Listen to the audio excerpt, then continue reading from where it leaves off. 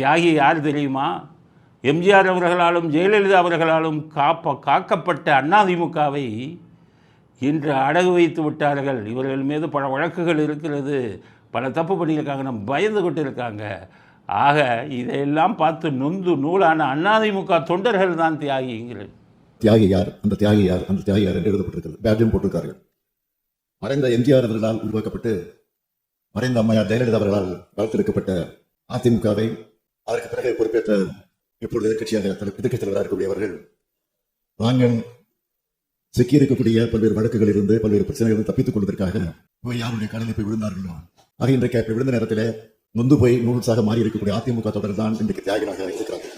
கரெக்டா? திமுக யோகியமா? அதிமுக தொண்டர்கள் தியாகிகளே சொல்றீங்கல்ல, உங்க திமுக யோகியமா? உங்க திமுகலே யார் யார் தியாகி நான் சொல்லட்டுமா? ஒவ்வொரு மந்திரியும் அடிக்கும் கொள்ளையில் ஸ்டாலின் குடும்பத்திற்கு இவ்வளவு சதவீத பங்கு, கட்சிக்கு இவ்வளவு சதவீத பங்கு என்று கராராக ஒவ்வொருத்தருக்கும் லஞ்சம் வாங்கி கொண்டிருக்கிறீர்களே. உங்கள் மந்திரிங்க பூரா தியாகிகள். அவன் கொள்ளையடிச்சிட்டு பிடிபட்டா, இப்போ நேரு கொள்ளையடிச்சாரு, நேரு உங்களுக்கும் கட்சிக்கு எவ்வளோ பங்கு கொடுத்தாரு சொல்லுங்கள். ஆனால் மாட்டிக்கொண்டது நேரு, ஜெயிலுக்கு போக போகிறது நேரு அவர் தான். பொன்முடி அவ்வளோதான், எவ்வளோ பணம் கொடுத்துருப்பாரு, மாட்டிக்கிட்டாருன்னா ஜெயிலுக்கு அவர் தான் போவார். ஆக உங்கள் ஆட்சியில் இருக்கும் ஒவ்வொரு மந்திரியும் மிகப்பெரிய தியாகி.